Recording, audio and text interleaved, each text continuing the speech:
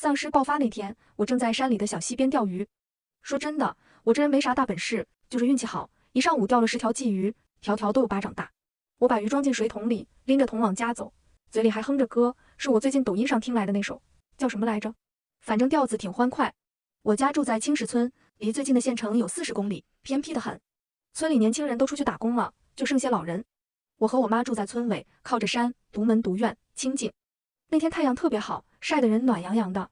我走在田埂上，远远看见我家院子门口停着4辆大卡车，还有一辆白色的面包车。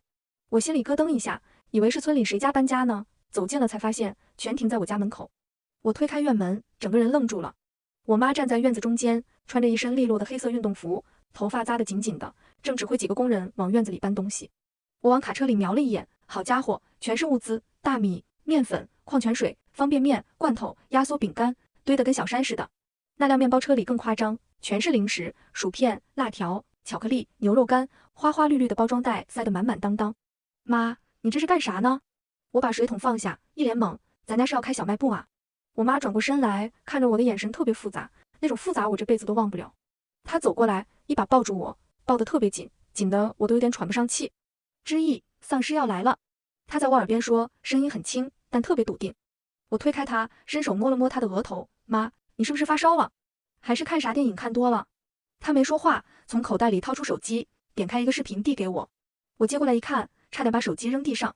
视频拍的是隔壁江城市的街头，画面里一群人，不对，那已经不能叫人了，皮肤灰白灰白的，像在水里泡好几天，眼睛浑浊的发黄，指甲又黑又长，跟电视里的僵尸一模一样。视频里有人在喊，丧尸咬人了，快跑，都往高速跑。我手抖得厉害，声音都变了调，这是电影吧？是哪个剧组拍的吧？江城市公安局官方发的紧急通知，今早10点发的。我妈的声音很平静，现在江城市已经疯了，军队在往那边赶，但是没用，扩散太快了，被咬的人半小时内就会变异。我一屁股坐在院子里的凳子上，脑子嗡嗡的。丧尸，这玩意儿不是电影里才有的吗？怎么就真跑现实里来了？最多3天就会蔓延到咱们这儿。我妈蹲下来看着我的眼睛，我看着她，突然发现我妈好像跟以前不太一样了。我妈叫周美兰，今年48，平时就是个普通的农村妇女，种菜、养鸡，最大的爱好是跟村里的阿姨们跳广场舞。但现在站在我面前的这个女人，眼神坚定的可怕，说话做事雷厉风行，浑身上下透了一股说不上来的劲儿。妈，你咋知道的？我问。她沉默了一会儿，说因为我经历过。经历过？之意，妈是重生回来的。我张着嘴，半天没合上。重生？这种小说里的桥段，我妈居然用这么平静的语气说出来了。上一世，丧尸爆发的时候，妈没能保护好你。她低下头，声音有点哽咽。这一世，妈不会让任何人伤害你。我看着她的眼睛，红红的，里面有泪光，但更多的是恨意和决心。那眼神太真实了，真实到我一下子就信了。妈，我鼻子一酸，眼泪也掉下来了。她抱住我，拍着我的背，别怕，妈把东西都准备好了，吃的喝的够咱们活2年。院子里我让人砌了3米高的石墙，装了监控，还有强弩、捕兽夹、陷阱，谁也别想进来。我看着满院子的物资，看着那高高的石墙，看着我妈脸上那道不知道什么时候多出来的疤，我明明记得她脸上以前没有这道疤的，突然就啥都信了。我妈是真的重生回来的，她经历过一次末世，失去了我，所以这一次她用尽一切办法，把这个家变成了一座固若金汤的堡垒。我把水桶里的鱼拎到厨房，开始收拾。鱼还活着，在水池里扑腾。我拿着刀刮鳞、去内脏，手法熟练，我妈教的。她说女孩子啥都得会一点，关键时候能保命。以前我还嫌她唠叨，现在想想，她大概是在为上辈子的遗憾做准备。收拾完鱼，我刚把鱼煎上，手机就炸了。消息一条接一条，全是关于丧尸的。同学群、同事群、亲戚群，平时安静的跟坟场似的，这会儿全火了。卧槽！江城市真出丧尸了！我表姐在那边刚打电话说军队都进去了。网上视频你们看了没？太他妈吓人了，肠子流一地，还在咬人。政府发通知了，让大家囤物资，别出门，等待救援。等啥救援啊？赶紧跑吧！往山里跑，往人少的地方跑。我一条条刷着消息，心里越来越凉。煎鱼的油滋啦滋啦响，香味飘了一屋子，但我一点胃口都没有。这时候一个电话打进来了，我看了看来电显示，秦世杰，我的前男友。我犹豫了一下，还是接了。之意，之意你在哪儿？他的声音特别急，喘得跟狗似的。丧尸来了，江城市沦陷了，马上要扩散到咱们这儿了。我去找你，你那地方偏僻，肯定安全。我没说话。之意，你在听吗？你那儿是不是有地方躲？带上我一起。咱们好歹好过一场，你不能见死不救啊！我笑了，笑得眼泪都快出来了。秦世杰，这个当初用得了癌症骗我10万块钱，转头就跟我闺蜜搞在一起的软蛋，现在想起我来了。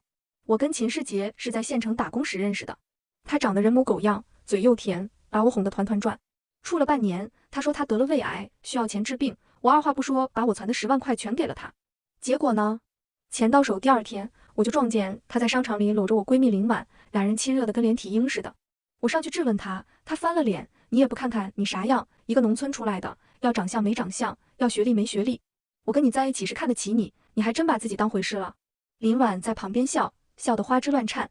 那一刻，我才知道自己有多蠢。我跟他分了手，回了老家，以为这辈子都不会再见到这个人渣。没想到丧尸爆发，他居然还有脸给我打电话。秦世杰，我开口，声音冷得我自己都有点不认识。你死不死，跟我没关系。之意，你别这样。我知道错了，我当时鬼迷心窍，我对不起你。但现在不是计较这个的时候，丧尸啊，人命关天啊，你就当发发善心，救我一命，我这辈子给你当牛做马，滚！我挂了电话，把他的号码拉黑了。抬起头，看见我妈站在厨房门口，手里拿着一把强弩，正在调试。那把强弩漆黑发亮，弩箭尖上闪着寒光，一看就不是闹着玩的。谁打的？他问。秦世杰。我妈的动作停了一下，眼神里闪过一道我看不懂的光。他会来的。他说，语气很平淡，像在说今天天气不错，他知道咱们家在哪儿。我愣了一下，然后点了点头。秦世杰确实知道。我俩谈对象那会儿，他来过我家2次，知道我家在青石村，偏僻，独门独院，靠着山。在末世里，这种地方就是最好的避难所。那怎么办？我问。我妈把强弩放下来，走到窗户边，看着外面那堵3米高的石墙，让他来。让他来？他转过身，看着我，嘴角扯出一个笑容，但那个笑容冷得吓人。之意，妈等这一天，等了很久了。我后背突然有点发凉。那天晚上，我妈把家里所有的防御设施都给我讲了一遍。院墙是她3个月前就开始修的，对外说是因为村里野猪多，怕糟蹋庄稼，其实用的是钢筋混凝土，里面还加了钢板，别说人了，就是用卡车撞都撞不开。院子里布了10几个陷阱，上面盖着草皮，踩上去直接掉进2米深的坑里，坑底插着削尖的竹子。围墙上装了红外线监控，360度无死角，连一只老鼠爬过去都能看清楚。强弩3把，箭200支，我妈说她练了半年，50米内百发百中。还有捕兽夹、电棍、防狼喷雾，甚至还有一把猎枪，我都不知道她从哪儿弄来的。妈，这些东西你啥时候准备的？我越看越心惊。3个月前。她说从我重生回来的第2天就开始准备了。3个月前，那时候我还觉得她突然变得怪怪的，花钱大手大脚，整天往外跑，还找人修墙，我以为她是更年期到了，还跟她吵过架。现在想想，她一个人扛着这个秘密，扛了3个月，谁都没说。对不起，妈，我鼻子又酸了，我之前还跟你吵架。傻孩子。她摸了摸我的头，手掌粗糙，全是老茧，妈不怪你。那天晚上我睡不着，躺在床上一遍遍刷手机，网上全是丧尸的消息，一个比一个吓人。有人说丧尸是某种病毒泄露导致的，有人说被咬后最快10分钟就会变异，还有人说丧尸不光咬人，还会发出一种奇怪的声音吸引同伴。政府连夜发了好多条通知，让居民囤粮囤水，别出门，等待救援。但谁都知道，这种时候等着别人救不如自救。凌晨2点，我刷到一条视频，拍摄的是我们隔壁的柳林县，离我家只有不到50公里。视频里街上全是丧尸，密密麻麻的，像蚂蚁一样。有人在尖叫，有人在哭喊，还有枪声，砰砰砰的，但很快就没了动静。视频最后的画面是一扇被撞开的防盗门，门后面伸出一只灰白的手。我关了手机，闭上眼睛，怎么也睡不着。3天，还有不到3天，这些画面就会发生在我们这儿。我翻了个身，看见我妈房间的灯还亮着。透过门缝，我看见她坐在桌子前，面前摊着一张地图，旁边放着一把墨得锃亮的匕首。她在等什么？我知道她在等什么。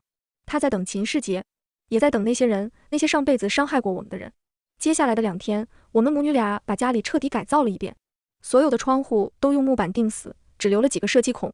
物资分类摆放，大米白面堆在厨房里，罐头和水放在地下室，零食装在箱子里搬进卧室。我妈说卧室里人会特别想吃零食，能缓解压力。她在院子里挖了一条地道，通向屋后的小山坡，出口藏在一块大石头后面，极其隐蔽。万一守不住了，咱就从这儿跑。她说。我跟着她忙活，累得腰都直不起来，但心里踏实。忙起来就不想那些丧尸的事了。我妈还教我用强弩，第一次上手，我射出去的箭歪到姥姥家了，别说50米，5米都打不中靶子。手要稳，呼吸要匀，眼要看准星。她站在我身后，手把手的教，这是保命的本事，你得学会。我练了一下午，胳膊酸得抬不起来，终于能在20米内射中靶心了。不错，我妈难得夸了我一句。第3天凌晨，手机推送了一条紧急消息：柳林县全面沦陷，病毒扩散速度远超预期，请周边地区居民做好防护，不要外出。紧接着，村里的广播响了，是村长刘大爷的声音，嗓子都喊劈了：全体村民注意，全体村民注意，丧尸往咱们这儿来了，大家关好门窗，别出门，千万别出门。我一下子从床上蹦起来，跑到窗户边往外看，天刚蒙蒙亮，村道上一个人都没有，安静的可怕。我妈已经起来了，站在监控屏幕前，屏幕分成8个小画面，把院子周围的情况拍得清清楚楚。来了没？我凑过去问。还没。她指着屏幕，你看这条路是从县城过来的必经之路，如果有人来，肯定是走这边。我在她旁边坐下来，心跳的咚咚的。外面突然传来一声尖叫，然后是汽车引擎声、碰撞声、惨叫声混在一起，刺得人耳膜疼。监控里，村口的方向，一辆白色轿车歪歪扭扭地冲过来，后面跟着7、8个丧尸，跑得飞快，姿势怪异，像断了线的木偶，但又快得吓人。轿车撞上了村口的老槐树，引擎盖翻起来，冒出一股白烟。司机从车里爬出来，是个中年男人，腿上全是血，一瘸一拐地往村里跑，但他跑不过丧尸，2个丧尸扑上去，把他按倒在地。男人惨叫着，挣扎着，但很快就不动了。更多的丧尸围上去，低头啃咬，发出让人头皮发麻的咀嚼声。我捂着嘴，胃里一阵翻涌，差点吐出来。我妈面无表情地看着屏幕，眼神冷冷的。别看了。她伸手把屏幕关掉，省得做噩梦。但那个画面已经刻在我脑子里了。村里乱成一锅粥，有人在喊救命，有人开着车往外冲，还有枪声。村里刘大爷有一把猎枪，应该是他在开枪。咱们要不要帮帮他们？我问。帮不了。我妈的声音很平静，上一世就是因为我心软开门帮邻居，被一群人堵在门口，他们把咱家的门撞开了，把物资全抢了，把咱俩赶出去喂丧尸。她转过头看着我，知意末世里善良是最大的弱点。我沉默了，这跟我从小受到的教育完全不一样。老师教我们要乐于助人，我妈教我要善良待人，电视里天天播正能量的故事。但现在我妈告诉我，善良会害死我们。我不知道哪个是对的，我只知道刚才那个男人死的时候，我想吐。中午的时候，村里安静下来了，安静的吓人，没有鸟叫，没有狗吠，没有人在路上说话，只有偶尔传来的远远的嘶吼声，那是丧尸发出的声音。我妈把午饭端上桌，红烧鲫鱼，就是之前我钓的那10条。她还炒了个腊肉，煮了个紫菜蛋花汤，跟没事人似的。多吃点，下午还有事。她给我加了块鱼。我扒拉着饭，味同嚼蜡。这时候，监控屏幕突然哔哔响了2声，有人靠近。我和我妈同时放下筷子，凑到屏幕前。画面里，一辆银灰色的轿车正沿着村道开过来，车速不快，小心翼翼地避开了路上的丧尸尸体。车子在我家院门口停了下来，车门打开，下来一个人，秦世杰。他穿着一件脏兮兮的冲锋衣，头发乱糟糟的，脸上全是灰，但那张脸我一眼就认出来了。他从驾驶室下来后，跑到副驾驶那边，打开车门，从里面浮出来一个人。不对，不是人，那是一个女人，穿着花棉袄，头发花白，皮肤灰白灰白的，眼珠子往上翻，露出全是眼白。她的嘴一张一合，露出又黑又尖的牙，指甲长得吓人。如果不是秦世杰扶着，她随时会扑上来咬她。秦世杰用一根绳子把她绑着，像牵狗一样牵着。我看清了那个女人的脸，是秦世杰他妈刘桂芳。她把他妈绑来了。我的声音都变了调。我妈没说话，只是拿起强弩往箭槽里装了一支箭。监控里，秦世杰走到院门前，开始拍门。砰砰砰，砰砰砰，知意，宋知意，开门，是我，秦世杰。他扯着嗓子喊，声音嘶哑。我妈快不行了，他被咬了，已经半变异了，但他还能帮咱们杀丧尸。他不怕咬，只要咱们控制好他，他能当咱们的武器。知意，你开门。我的胃一阵翻涌，差点把刚吃的饭吐出来。他把自己亲妈绑过来，说他是武器，这还是人吗？开门，求求你了，我什么都给你，我给你跪下，你开门。秦世杰真的跪下了，声音带着哭腔，你看，我把枪都带来了，我有枪，我能保护你们。他从腰间掏出一把枪，举起来晃了晃。那把枪我认识，仿真枪，打 BB 弹的，以前他拿来打鸟玩。但现在他举着这把假枪，想骗我开门。我妈把强弩举起来，透过射击孔对准了院门。别慌，他那枪是假的。他的声音稳稳的。我愣住了，他怎么知道枪是假的？他当然知道，因为上一世秦世杰就是拿着这把假枪骗开了我家的门。门一开，他就把他妈推进来。那只半丧尸化的怪物扑上来咬伤了我，然后秦世杰抢走了我们所有的物资，开着车跑了。我站在门口，看着自己被咬的伤口，看着我妈崩溃的脸，伤口开始变灰，指甲开始变黑，牙齿开始变尖，意识开始模糊。最后看到的画面是我妈抱着我，哭得撕心裂肺。然后是黑暗，那是我妈经历的第一次末世，而我死在了那一天。这些事我妈没跟我说细节，但她当时看秦世杰的眼神，让我一下子就明白了。妈，我嗓子发紧。别怕。我妈的声音像冰一样冷。这一世她别想进这道门。秦世杰还在外面喊，嗓子都喊哑了，从哀求变成了咒骂。宋之一，你个贱人，你见死不救，你不得好死。老子对你那么好，你就这样对老子？我听着这些咒骂，竟然笑了。对我好？骗我10万块钱是对我好？跟我闺蜜搞在一起是对我好？用假枪骗我开门是对我好？秦世杰，我隔着门喊了一声，外面立刻安静了。之意，之意，你开门。我就知道你心软。他的声音又变成哀求了。你是不是以为我还像以前那么蠢？我说你那把假枪打鸟都打不死，还想吓唬谁呢？外面沉默了。过了一会儿，秦世杰的声音变了，不再哀求，也不再咒骂，而是变得阴恻恻的。你以为你躲着就没事了？我告诉你，外面全是丧尸，你们迟早得出来找吃的。我在外面等着，就不信你一辈子不开门。说完，他真就在门外坐下来了。他旁边，他那个半丧尸化的妈被绳子拴着，蹲在地上，喉咙里发出咕噜咕噜的声音，嘴角流着黑色的粘液，时不时抽搐一下。我看着屏幕，心想，行，你等着，看咱们谁耗得过谁。到了第5天傍晚，监控屏幕突然亮了起来，3辆车，一辆越野车打头，后面跟着一辆破面包和一辆皮卡，正沿着村道往我家方向开。车速不快，一边开一边碾压路上的丧尸，骨头碎裂的声音隔着屏幕都能听到。打头的越野车在我家门口停下来了，车门打开，下来4个人，全是男的，30来岁，穿着脏兮兮的衣服，手里拎着砍刀、钢管，还有个拿猎枪的。领头的是个光头，头上纹了条青龙，膀大腰圆，一看就不是善茬。光头走到院门前，拍了拍门，有人吗？我妈站在院子里，手里握着强弩，一动不动。有人没？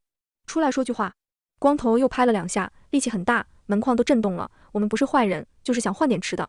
用汽油换，汽油可是硬通货，还是没人应答。光头脸色变了，后退2步，抬头看了看3米高的石墙，又看了看紧闭的铁门，啐了一口唾沫，妈的，装死呢。他回头朝车上喊了一声，秦世杰，滚下来。我的心一紧。面包车的车门开了，秦世杰踉踉跄跄地被人推下来。他瘦了一圈，脸上全是淤青，一条胳膊用破布吊着，狼狈得跟条流浪狗似的。你不是说这儿有俩娘们儿，屋里全是物资吗？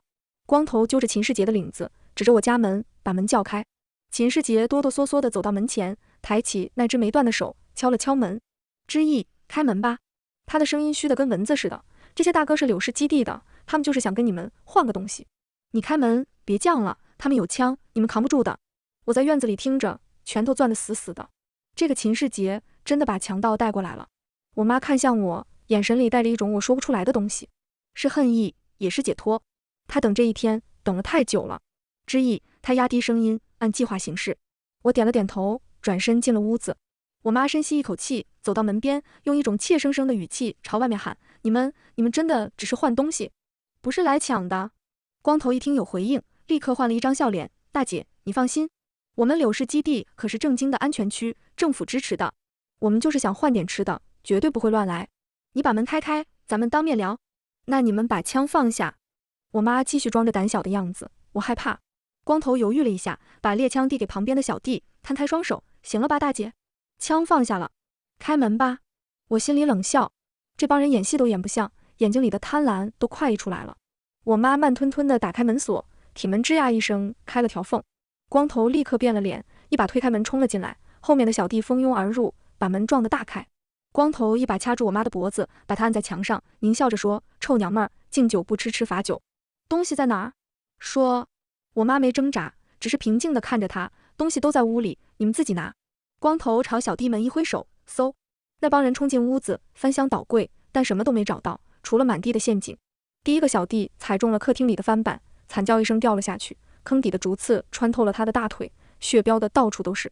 第二个小弟打开储物间的门，触发了我妈设的机关，一桶辣椒水从天而降，浇了他满头满脸。他捂着眼睛在地上打滚。第三个小弟刚上2楼，就被藏在暗处的我用电棍捅在后腰上，他抽搐着倒了下去。光头反应过来，松开我妈，转身去拿猎枪，但他刚摸到枪柄，一支弩箭就钉在了他手背上，直接把他的手掌射穿了。他惨叫一声，回头看见我妈站在院子里，手里举着强弩，眼神冷得像冰。你，光头捂着流血的手，疼的脸都扭曲了，你们敢阴我？老子杀了你们！他朝外面喊，抄家伙，都进来，把这2个娘们剁了。外面的小弟们拎着砍刀、钢管冲了进来，足足有10几个，把院子堵得水泄不通。秦世杰躲在人群后面，幸灾乐祸地看着我，宋之义，你完了，这些大哥可不是吃素的，你乖乖把东西交出来，我给你求个情，让他们饶你一命。他的话没说完，因为我妈拉了引线。轰！一声巨响，泥土、碎石、血肉飞得到处都是。我捂着耳朵蹲在2楼窗口，感觉整栋楼都在震动。等硝烟散去，院子里已经面目全非了。强盗们倒了一地，有的被炸断了腿，有的被碎石砸破了头，有的躺在血泊里一动不动。光头被冲击波掀到了墙根，满脸是血，腿以一个诡异的角度弯曲着，应该是断了。秦世杰运气好，站在院子边缘，没被炸到要害。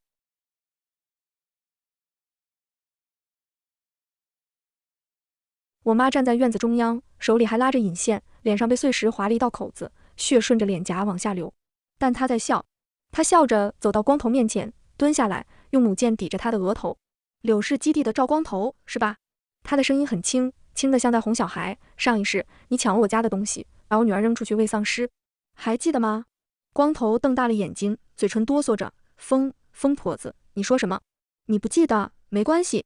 我妈扣动了扳机，我记得就行。弩箭贯穿了光头的眉心，他抽搐了2下，不动了。这时候，秦世杰从地上爬起来，跌跌撞撞地往门外跑。但他跑不快，他刚才被冲击波震伤了内耳，平衡感全没了，没跑2步就摔了个狗吃屎。他翻过身来，看着我一步步走近，脸上全是恐惧。之意，你饶了我，我也是被逼的。他们抓了我，逼我带路，我不是故意的。你不是故意的。我蹲下来，看着他这张让我恶心到极点的脸，你骗我10万块钱，不是故意的。你把我家的位置告诉强盗，不是故意的。你带着他们来抢我们，不是故意的。我错了，我真的错了。秦世杰哭得鼻涕一把泪一把，你打我骂我都行，你别杀我，咱们好歹好过一场，你不能怎样。我打断他，不能像你对我那样对你。他说不出话了，只是哭。我站起来，把地上那把假枪踢到他面前。秦世杰，你妈说你有幽闭恐惧症，是吧？他愣住了。小黑屋，我指了指院子角落那间堆放杂物的屋子，专门给你准备的。他的脸刷得白了，不要，之意我求你了，别让我进小黑屋，我会死的，死了活该。我扯着他的领子，拖着他往小黑屋走。他挣扎、求饶、咒骂，但我一句都听不进去。我想起他骗我钱时那张虚伪的脸，想起他跟我闺蜜搞在一起时那副嘴脸，想起他带着强盗来砸我家门时的得意，想起我妈跟我说过的上辈子他把我害死的画面。我把他扔进了小黑屋，关上门，从外面锁死。他在里面砸门，哀嚎、尖叫，放我出去。之意，求求你了，我真的会死的，我喘不上气了，救命啊！救命！声音越来越凄厉，到后来变成了撕心裂肺的惨叫。我靠在门上，闭上眼睛，心里竟然出奇的平静。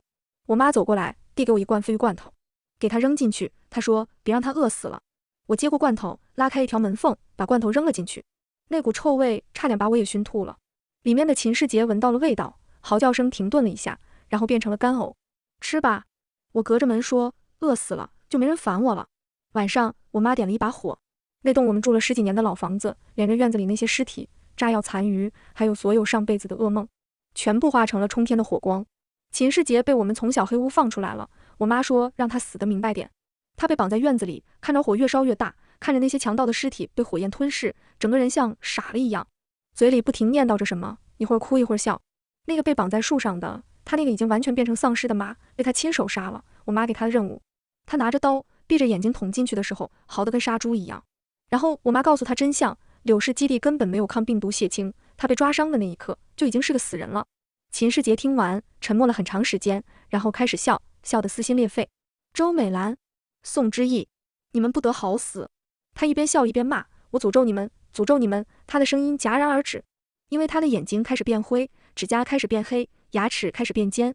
他被感染了，被他自己亲妈抓伤，拖了3天，终于变异了，变成丧尸的秦世杰被绳子绑着，朝我们龇牙，发出咕噜咕噜的嘶吼。我妈举起强弩，瞄准了他。这一箭，她说是为了上辈子的之意。弩箭射穿了秦世杰的眉心，他抽搐了2下，歪下了头，火光冲天，映得我妈脸上那道疤特别明显。我看着他，他看着火，2个人都没说话。面包车加满了油，物资也装好了。他的声音很平静，之意，我们开车往柳市方向走，那边虽然基地不行，但往北200公里有个军方的安全区，我们带着物资去投奔他们。那天晚上，我们母女俩坐在面包车里，看着老房子烧成灰烬。天快亮的时候，火渐渐熄了。我妈发动了车子，我坐在副驾驶上，抱着那把强弩，看着后视镜里渐渐远去的村庄。末世第7天，我们离开了家，但不是逃离，是新生。路上全是丧尸，有的在游荡，有的在啃食尸体，有的躺在地上抽搐。我妈开着车，碾过去的时候，车身会颠一下，发出沉闷的撞击声，然后继续往前开。我学会了用强弩，有丧尸靠近车窗的时候，我就透过车窗缝隙射箭，一开始射不准，后来慢慢熟练了，能在10米内一箭爆头。我们在路上走了4天，遇到了3波丧尸群，2次拦路抢劫的，1次军队的巡逻车。军队的人告诉我们，北边确实有个大型安全基地，政府正在组织反攻，让大家坚持住。第4天下午，我们终于到了军方基地，高高的围墙，密集的哨塔，荷枪实弹的士兵，还有排成长队的幸存者。我们带着一车物资，顺利通过了检查和隔离，分到了一间小屋子，虽然是铁皮搭的，但起码安全。1个月后，丧尸变异，房子再坚固也会被冲破。2个月后，军队研制出疫苗，开始反攻。6个月后，丧尸被大面积清除。1年后，城市开始重建，世界慢慢恢复了秩序。我和我妈在安全区附近的小镇上安了家，开了一家小卖部，过起了平静的日子。有时候我会想起那栋被烧掉的老房子，想起那些被炸死的强盗，想起秦世杰最后那张丧尸脸，想起我妈跟我说的那些话。末世不可怕，可怕的是人心。但只要有人愿意用2辈子来保护你，那这世上就没有什么可怕的了。那天傍晚，我和我妈坐在小卖部门口，看着远处的彩虹。她抱着我，笑着说：“之意，这一世咱们终于安全了。”我靠在她怀里，点了点头。夕阳把我们的影子拉得很长很长，长到像是能一直延伸到天边。墙角的强弩落了一层灰，很久没用过了。但我知道，如果有一天需要，我妈还是会毫不犹豫地把它拿起来，因为她是重生回来的，因为她经历过2次失去，因为这一世她不会再让任何人伤害我。我也是。我也会保护他的，用他教我的所有本事，用他给我的这把强弩，用他教会我的在这个世界上活下去的勇气。全文完。